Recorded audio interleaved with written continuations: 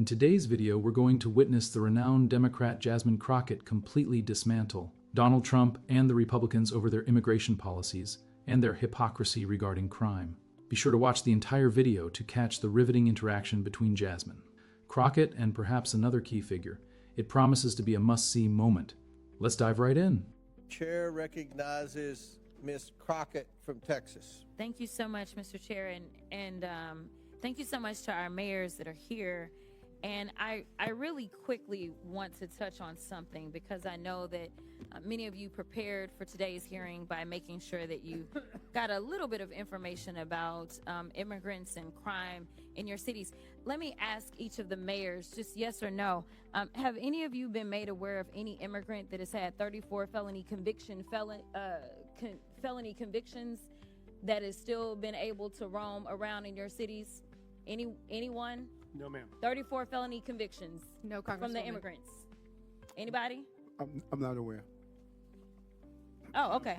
I'm just curious because we are so concerned about crime, and I know that my Republican colleagues would never want anybody with 34 felony convictions roaming around because that could be a danger to the community, but I will move on.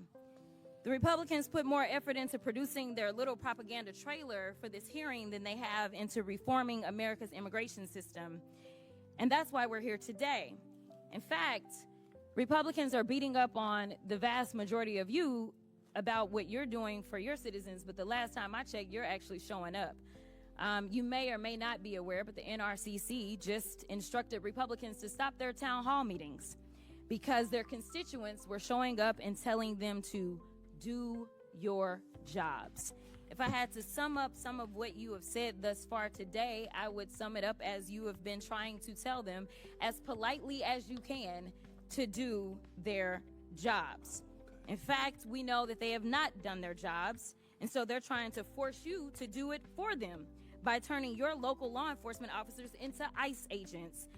They have this fake outrage about how immigrants are stealing resources and jobs from Americans when residents of Boston, Chicago, New York City, and Denver are subsidizing public services in their districts and their states because the Republicans refuse to ensure that their constituents earn a livable wage. Look, they don't have a plan to fix immigration in America because they don't want to. Mass deportation isn't a plan. Arresting kids in schools or worshipers in church isn't a plan.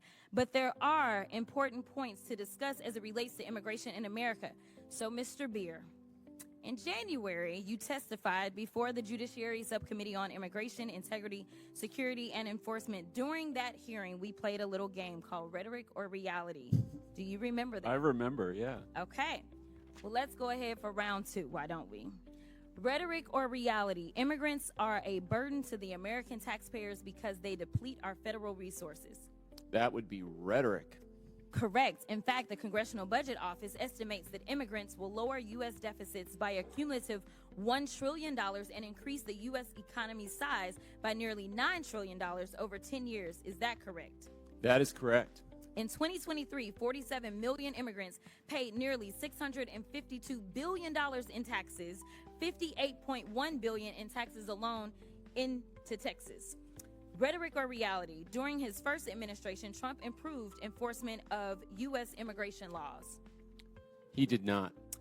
In fact, President Trump closed almost all immigration courts for removal proceedings, cut prosecutions for unauthorized entry by 87%, cut ICE removals to the lowest level in the history of the agency, and released 9,000 people with violent crime convictions back into our communities. Is that correct? That's right, yes. So rhetoric or reality? President Trump's immigration policies make American communities safer.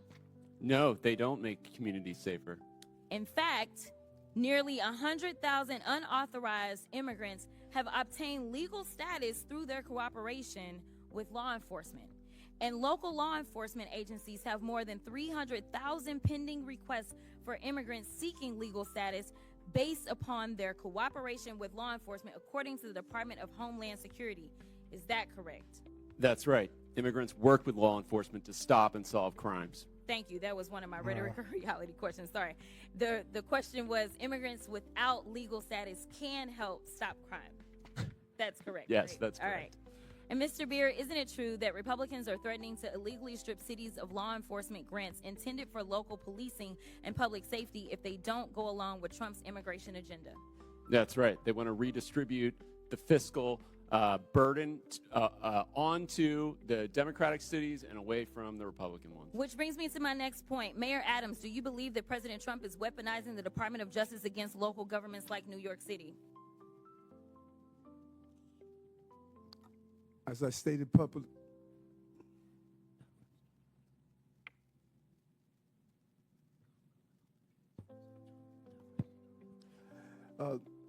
thank you for the question, Congresswoman. And as I indicated previously, this case is in front of Judge Ho, and I'm going to allow the judicial process to go forward. Well, let me ask it. Oh my goodness. Words simply can't capture the magnitude of what we've just seen. Jasmine Crockett didn't just pose questions, she systematically dismantled a storyline, piece by piece, leaving the Republicans in the room with no refuge whatsoever. This wasn't your typical committee hearing moment. It was a masterclass in utilizing your time to both expose double standards and enlighten the public simultaneously. Let's kick off from the beginning, because Crockett knew precisely what she was doing with that bombshell about 34 felony charges. It wasn't just a dramatic number for show. It was her staking a claim in the dialogue. You claim to care about crime? About safety? Then why are you letting this phantom menace wander free? Because clearly in real life it's non-existent. And the silence that followed from the mayors spoke volumes. They couldn't cite even a single example. None. Instantly, she cut through Republican fear tactics, demonstrating how detached they are from reality. Here comes the absurdity of the hypocrisy, almost cartoonish really. The Republican Party, which wears the law and order badge, has its top candidate, Donald Trump, with more charges and convictions than we can count. 34 felony convictions. Let that number linger for a moment. Imagine any Democrat had even a sliver of such a record. The GOP would be shouting from the rooftops about danger, integrity, and the impossibility of enduring another moment with such leadership. But when it's their guy, suddenly the outrage disappears. Suddenly, due process is the only term they know. Crockett highlighting this even subtly is deeply impactful. It makes viewers confront a simple question. If you wouldn't let someone with such a record coach a youth sports team, why would you trust them to govern the nation? Then there was her shift to the core of the immigration debate. And this is where Crockett truly excels. She has this knack for sliding facts into the dialogue that catch you off guard, only to hit you like a freight train. Consider her conversation with Mr. Beer. It wasn't merely, here's a number. It was, let's play a game, rhetoric or reality. That's clever, that's engaging. And it succeeds because it compels the witness to respond in straightforward terms, and it forces the audience to hear the truth, stripped of all rhetorical cushioning. And those truths, they are stunning for anyone accustomed to the usual Republican narrative about immigrants. We're discussing Congressional Budget Office estimates showing immigrants will reduce the U.S. deficit by $1 trillion over the next decade. Not increase, not drain, reduce. Furthermore, they will expand the economy by nearly $9 trillion. This isn't just a minor boost, it's a groundbreaking transformation of the economic landscape. This isn't charity. This isn't about doing the right thing purely for moral reasons. It's straightforward economics showing welcoming immigrants benefits America. But can Republicans admit to that? Hardly. Because if the public understood immigrants actually fortify the economy, it would unravel years of cultivated resentment they've promoted. They'd lose one of their cherished scapegoats. So instead, immigration is portrayed as an existential threat, blissfully. Ignoring the tax numbers Crockett provided, $600, and $52 billion in taxes paid by immigrants last year alone, including $58 billion in Texas. Consider that. Texas, a Republican bastion, gained significantly from immigrant labor and contributions. Yet the politics there continue to demonize those vital to much of its economy. And Crockett doesn't stop there. She lays bare Trump's immigration record. All the bravado, all the stern rhetoric about enforcing the law. Yet during his administration, ICE removals reached their lowest in history. He shuttered immigration courts, slashed prosecutions for illegal entries, and indeed, released thousands with violent crime convictions back into neighborhoods. Agree or disagree with these choices' specifics, but Crockett's point is undeniable. Rhetoric and reality are worlds apart. When Republicans claim to represent safety, law enforcement, protecting Americans, these facts dismantle their narrative. What's commendable is how Crockett reframes immigrants' roles in crime prevention. It's a narrative rarely highlighted, yet immensely compelling. Nearly 100,000 immigrants without legal status have gained legal status through collaboration with law enforcement. These are individuals who've aided in crime resolution, enhanced community safety, yet in the Republican view, they're merely pests to manage. Crockett unveils this contradiction not just as morally flawed, but actively detrimental to public safety. If you remove ways for immigrants to cooperate with police, you jeopardize community safety. Period. Then, there's the ordeal over funding. Republicans threatening to revoke city law enforcement grants unless they comply with Trump's immigration policies? That's not strategy, that's coercion. And Crockett is incisive enough to tie it to a broader pattern, using federal power to punish political opponents. We've witnessed this in DOJ threats, in selective legal actions, and here in the manipulation of public safety resources. Framed that way, the danger is undeniable, because if they can do this to New York or Chicago over immigration policy, they can do it to any city for any disagreement. From an outsider's perspective, I must say, politicians like Jasmine Crockett are exceptional, not just for fearlessly challenging opponents, but for effectively using her platform to educate. She's not just owning Republicans for a viral moment, though, let's face it, she excels at that too. She's equipping viewers with tools to debunk the myths they've been fed, and she does so in a manner that draws people in, not out. That's the leadership Democrats require right now, not passivity, not just defending, not simply hoping the truth will speak for itself. In politics, facts rarely speak for themselves. They need someone willing to pick them up, refine them, and thrust them at the opposition's case like a javelin.